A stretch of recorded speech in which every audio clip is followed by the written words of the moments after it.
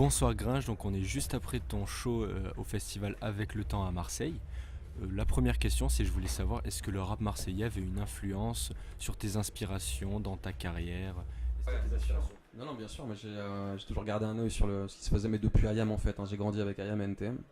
Mais je crois que ma vraie première gifle rap marseillais, c'est la FF et Luciano surtout. Pour moi, c'est un des plus grands rappeurs français. C'est une plume de taré, ça a été une grosse influence. Et si Dieu veut aussi, le premier album de la FF, vraiment, ça m'a donné envie d'écrire. Je sais pas, j'avais 16-17 ans à l'époque.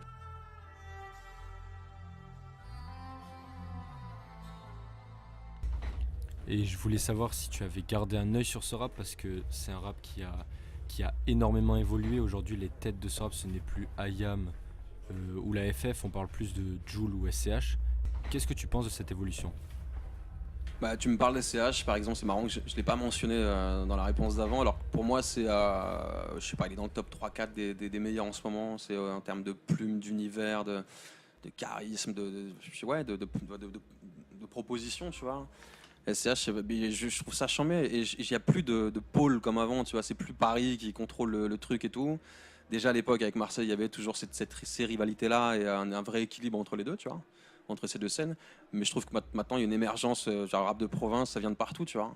Là ce soir il y a Columbine par exemple, de Rennes, tu vois, et c'est pareil, c'est les têtes d'affiche, c'est des mecs qui ont énormément d'expérience et qui ont un vrai univers en fait. Donc ça vient de partout et je trouve ça chambé. Donc pas seulement de Marseille, je trouve qu'il y a un équilibre un peu général, quoi, et ça c'est cool. Et est-ce que pour un artiste, venir à Marseille, c'est une date qu'on coche, c'est une date importante? Est-ce qu'il y a un petit truc spécial en termes d'atmosphère, par exemple? Mais c'est marrant, c'est un peu comme le foot, tu vois. Moi, je suis parisien, j'ai grandi en banlieue parisienne, j'allais au parc, machin.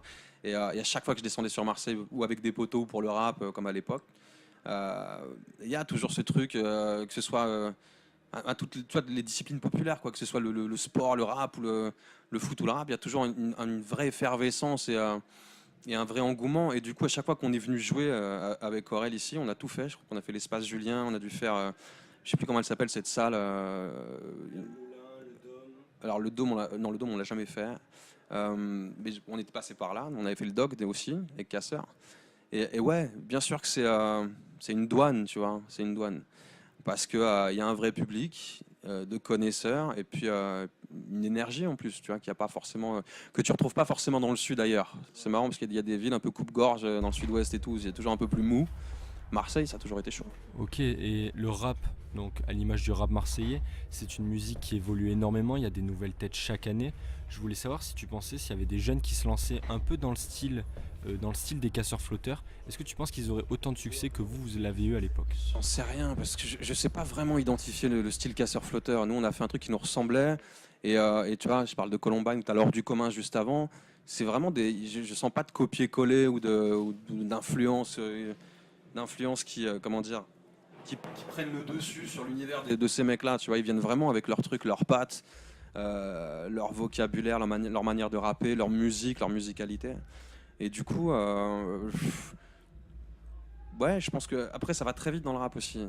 Tu as des vagues et tout, il y a un renouvellement assez permanent et qui va très très vite.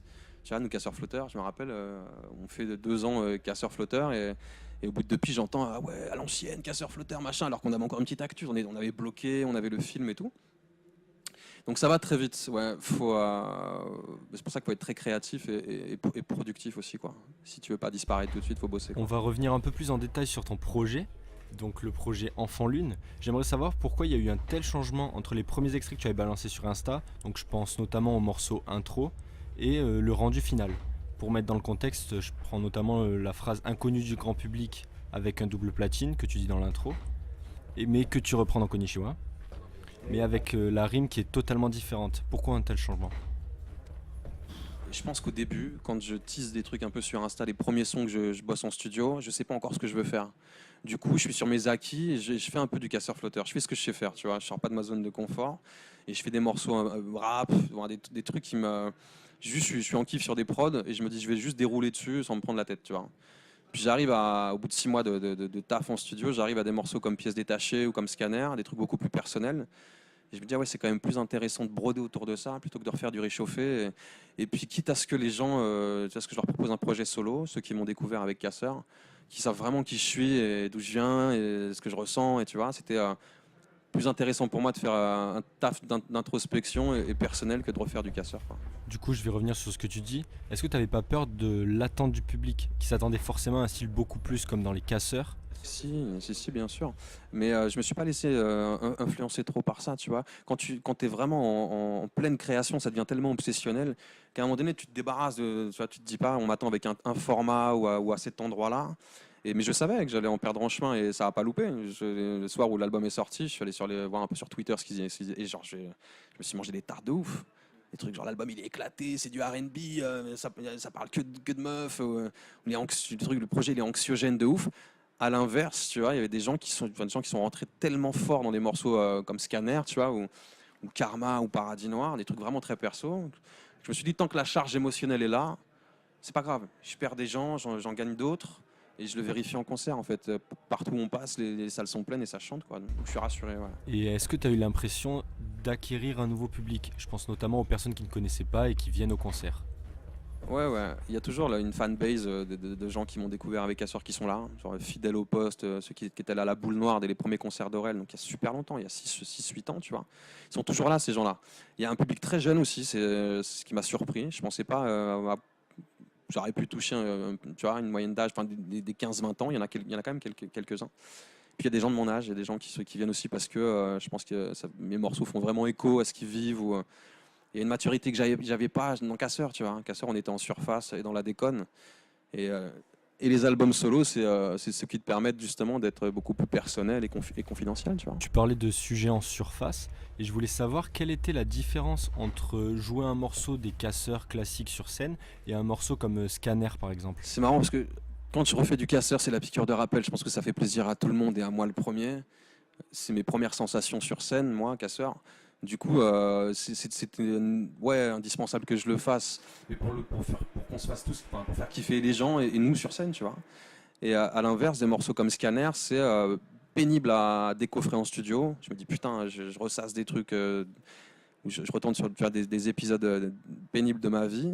Donc c'est pas forcément agréable en studio, mais sur scène, il y a un truc assez fou. C'est une espèce de phénomène de transfert où les gens, ils prennent ce truc-là, prennent cette histoire-là, prennent ce que je raconte, cette énergie-là, ils le chantent avec moi. Il y a un vrai truc de communion où d'un coup, là, ça a du sens. Donc j'ai un vrai équilibre en fait entre les passages un peu patates, cardio du concert, dont le passage casseur-flotteur, et les morceaux plus perso, quoi. Et en termes d'émotion, est-ce que ça change aussi? Ouais, de ouf. Ouais, je te dis, il y a un truc un peu transcendant.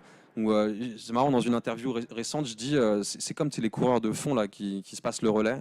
C'est que d'un coup, j'ai l'impression sur Scanner, déjà, c'est le morceau sur scène où je rentre vraiment en transe et à partir de là, je suis possédé jusqu'à la fin du show.